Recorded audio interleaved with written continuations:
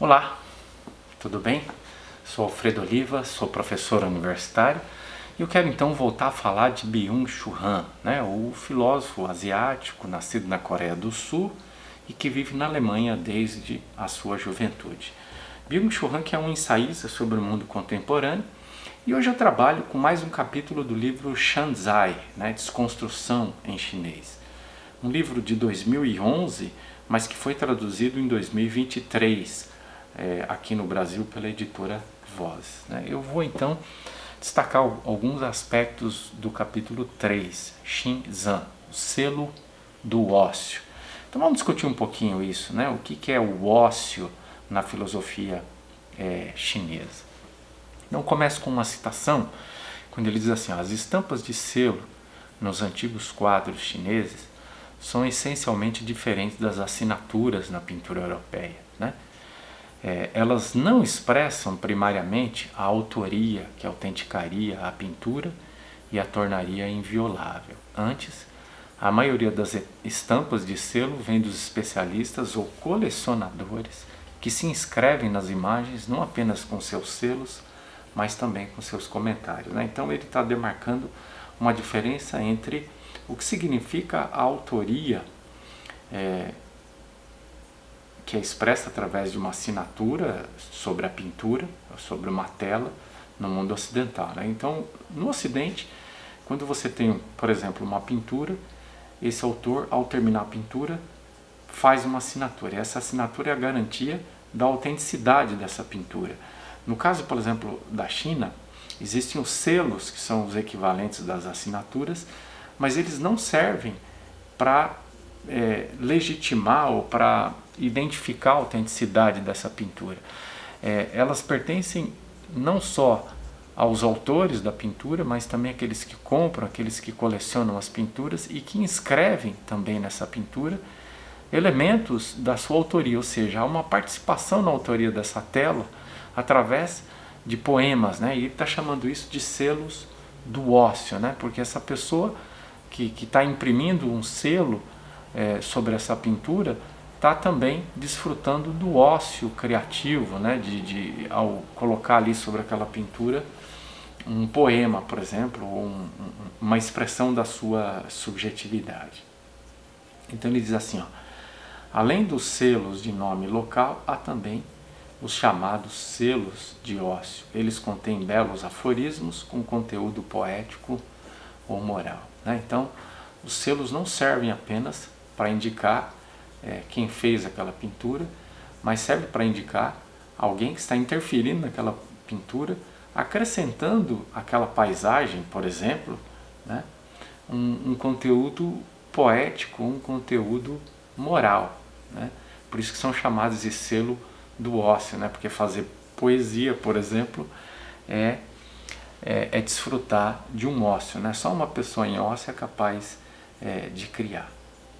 Então ele dá um exemplo, uma pintura de Wang Fu, que é um artista da passagem do século XIV para o século XV, intitulado Adeus a um Amigo, em Fengshen, mostra uma bela paisagem montanhosa com um pavilhão onde amigos celebram a despedida. Cada um deles utiliza o selo para acrescentar um poema à imagem da paisagem. Então você tem uma percepção do que é a autoria. Quer dizer, enquanto a assinatura no Ocidente reivindica a originalidade de um determinado autor, aqui o selo, que seria o equivalente da assinatura, não tem a mesma, na verdade, não tem a mesma função que a assinatura. Ela é simplesmente uma participação numa obra. Essa participação pode se dar por intermédio, então, de um poema ou de uma expressão de caráter moral. Então você tem aí praticamente uma obra coletiva.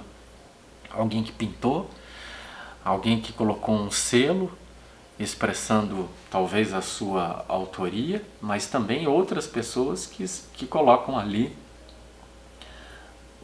a sua percepção do quadro ou designam uma relação com o autor desse quadro ou uma relação com aquilo que está sendo representado no quadro.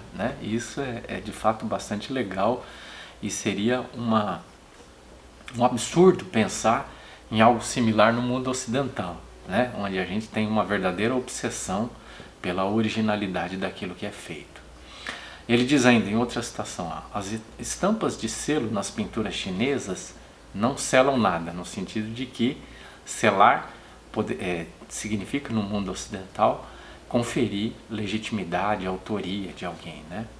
Antes, elas abrem espaço comunicativo.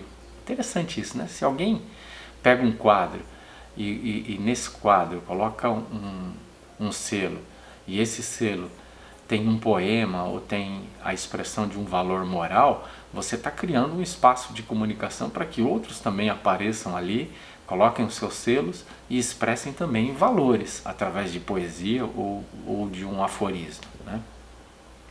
Não dotam a imagem de uma presença autoral, autoritativa, né? Mas faz com que essa obra continue sendo criada à medida que poemas, valores, percepções subjetivas vão sendo acrescentadas sem que isso viole a autoria dessa obra. Isso é muito legal, né? Por isso que são chamados de selos do ócio. Nisso elas diferem significativamente das assinaturas na pintura europeia. Estas, como selos do finito, selam a obra proibindo intervenções, né? Então você tem uma obra, tem a assinatura, então você está ali indicado quem fez aquela obra, e só essa pessoa que fez a obra tem direito de interferir nela. O que ele está dizendo, o Byung-Chul Han, é que no contexto da cultura chinesa, não só o selo do pintor não quer legitimar a autoria desse pintor, mas ele está chamando outras pessoas para um diálogo. Por isso existe o selo do autor da obra, mas existe também o selo de quem comprou a obra, ou o selo de quem coleciona a obra, ou a própria história da obra, à medida que ela vai circulando por espaços distintos, e ao circular por espaços distintos vai recebendo de cada uma dessas pessoas que tem a oportunidade de observar a obra, de inserir um novo selo e então um diálogo, talvez ao longo dos séculos inclusive, vai sendo estabelecido, né? Então essa obra tem uma história impressa sobre ela, não só a própria pintura, mas a história das intervenções de diversas pessoas que foram observando e colocando ali os seus poemas e as suas impressões. Aqui a experiência primária com relação ao quadro não é a ideia da representação que emana de um sujeito, mas uma distorção mimética no quadro, nomeadamente um esvaziamento contemplativo do sujeito, né? Quer dizer, enquanto a assinatura é uma expressão, uma garantia que uma subjetividade, e apenas uma subjetividade, é a autora, é aquela que chancela aquele quadro, aqui o que a gente tem é todo um debate, né? É toda uma discussão muito complexa de várias intervenções subjetivas, o que faz com que essa obra perca esse individualismo, esse subjetivismo, para se transformar numa criação coletiva permanente, né? Então você esvazia essa ideia de autoria e faz com que essa tela seja um espaço de criação e recriação permanente, né? Isso é bastante interessante e forma um contraste muito legal com as nossas culturas ocidentais, né? Onde a reivindicação de autoria, de pessoalidade é uma coisa inegociável. É isso aí. Espero que eu tenha ajudado você a decifrar mais um capítulo de um livro de Byung-Chul Han. A gente volta ainda para continuar falando desse filósofo que é o meu filósofo favorito na atualidade. Um abraço e até o próximo vídeo.